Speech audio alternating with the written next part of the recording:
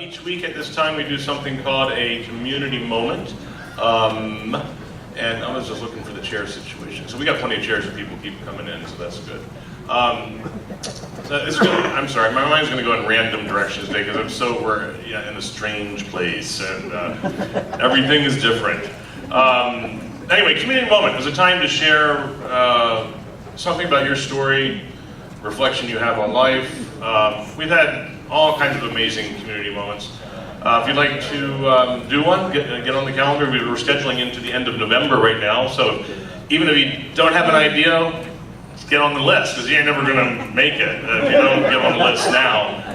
So you can just email me, Mike, at HoustonOasis.org, and we'll get you on the calendar for a community moment. But this is time for people from our community to speak, and today, I think it's the first time for this Oasin to give a community moment. The title is apparently Telling Your Story Woohoo. So let's find out about that. Okay, let's welcome our good friend Bruce Horst.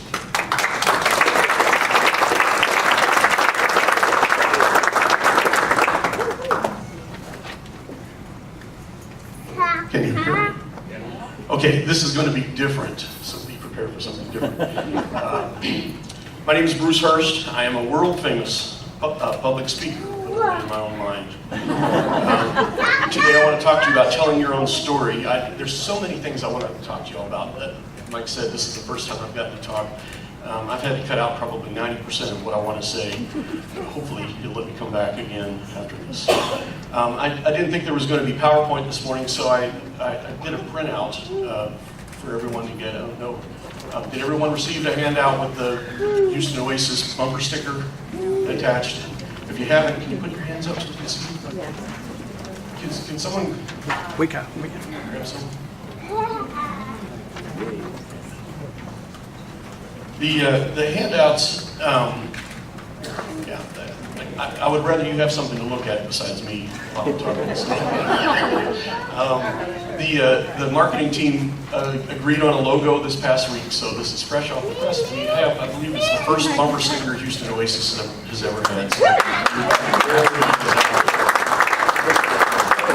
bumper stickers are great things for starting, for opening the door to tell your story. You can put them on your car, you can put them on your laptop, you can put them anywhere, and people will say, Houston Oasis, what church is that?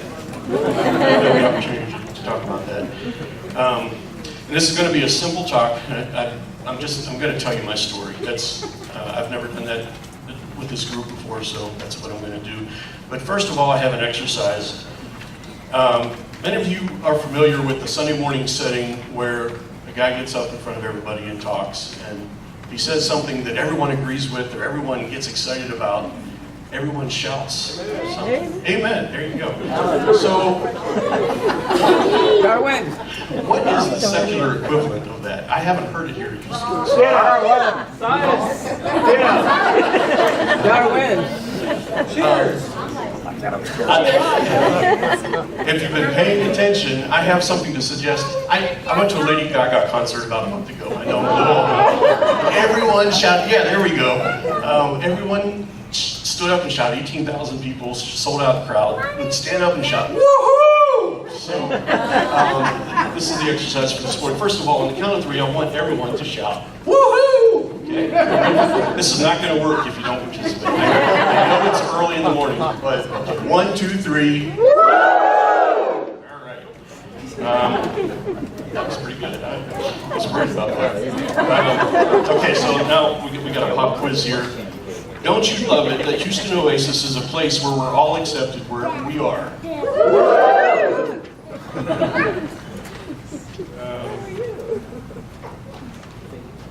Don't you love that Houston Oasis is a place where people are more valuable than beliefs? Isn't it great that you all agree with me? Isn't it great that we're all thinking human beings, free to make up our own minds? Okay, first of all, I start with some quotes, why it's important to tell our story. These are random quotes, they're in the handouts. First one, storytelling is the most powerful way to put ideas in the world today. Next quote, great stories happen to those who can tell them.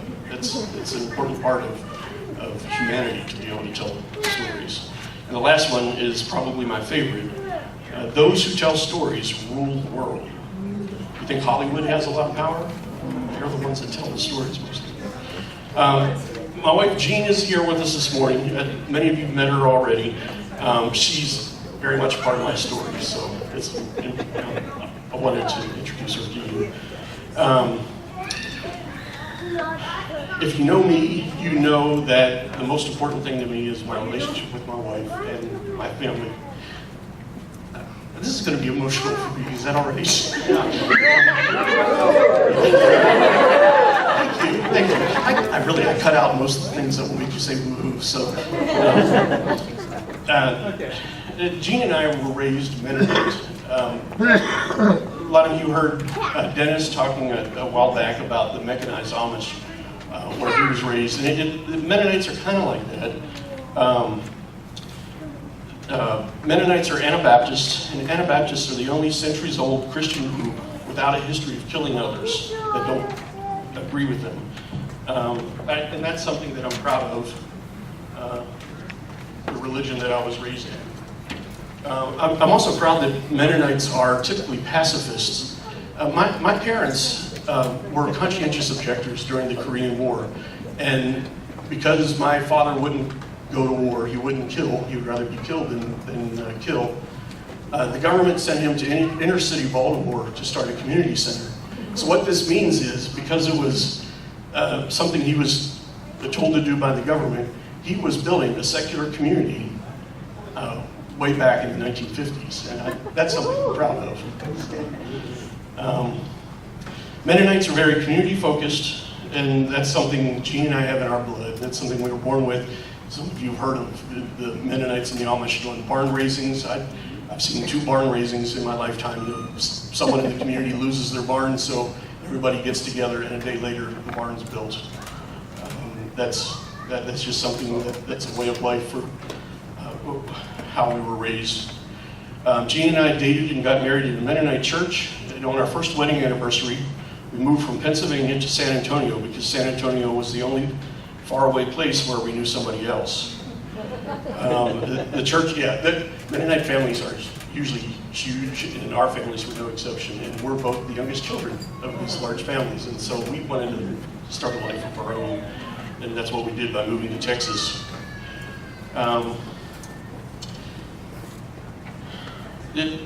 We were part of a church in San Antonio. We were an integral part of the church and leadership there, and we were part of a church here in Houston. We moved to Houston in 1997 for work, and we've been deeply involved in that church. And everywhere we went, we tried to make Christianity work for us in a practical sense, and that was our goal.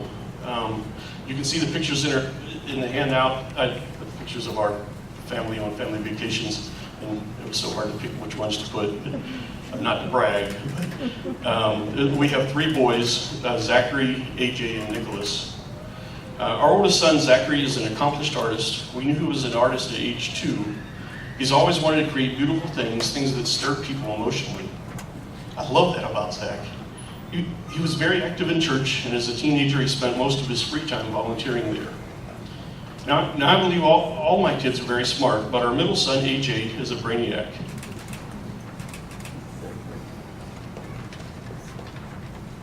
As a teenager in high school, he decided to spend his summers attending Stanford University just for fun. AJ learned a lot at school, and when he would return home at the end of the summer, he would always have a lot of stories to tell. He'd return home and say things like, "Dad, I met the most incredible people." Then he would tell stories of students who were doing great things for humanity. I remember he told a story of one girl who, for extra credit, engineered a special well that would bring clean water to tens of thousands of people in Africa. This girl was literally saving the lives of many others, not for some religious purpose, but for the good of humanity. Each time AJ would return home at the end of the summer, he'd say, "Dad, none of my friends would be welcome at our church." Indeed, when AJ returned to church, his friends would wonder why on earth he would waste his summer doing such a silly thing as going to a liberal college. When the time came for AJ to pick a college to attend after high school, he decided the best school for him was Northeastern University in Boston. Our church friends would ask Gene and me, why would AJ go to school outside of Texas? It was hard to know where to start to explain that. It was about that time Gene and I decided it was impossible to make Christianity work for us.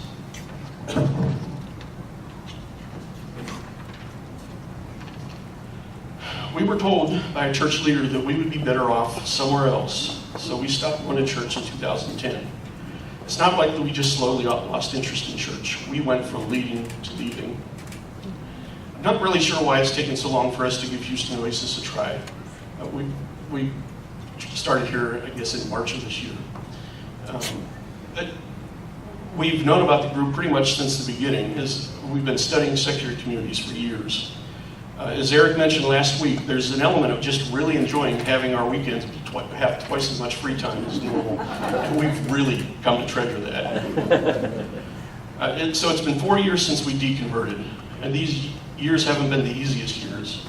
We are community people, but we were pushed out of the herd. There were a lot of people we considered good friends, and most of them are gone now. There's something else I would like to say about our oldest son, Zachary. When he was younger, Gene and I suspected that he might be gay. We knew we needed to get him into a better environment than he'd grown up in church.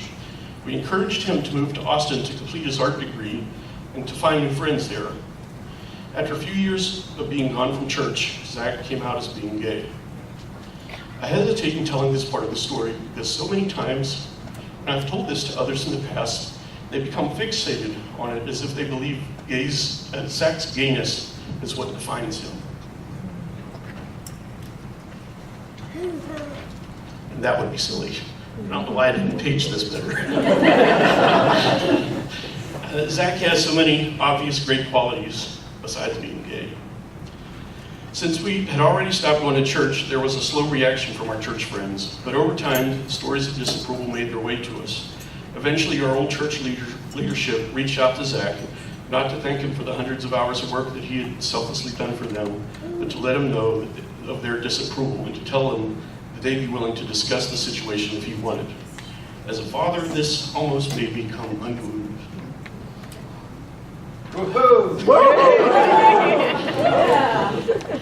I want to conclude with this. About 2 months ago, Houston Oasis had their citywide potluck dinners. Jean couldn't go because she was in Boston visiting AJ at school, so I went alone. A few times while there, I explained that my wife was in Boston visiting my middle son at his school. Instead of getting, why would your son go to school in Boston? I was enthusiastically asked which school in Boston and told, that's a great school. Then someone said something about Southwestern University in Georgetown. Trying to seem knowledgeable, I volunteered, oh, my oldest son's boyfriend works at Southwestern. After hearing, oh, that's great, no one batted an eye about my son being gay. It was obviously not an issue. I told Zach later that I kind of felt like the cool dad having a gay son. This story encapsulates what Houston Oasis means to me. I've spent so many years not knowing that there were others out there like us, and I'm constantly amazed at how we fit in. Houston Oasis is a safe place for us, and it's the place where my family and I belong.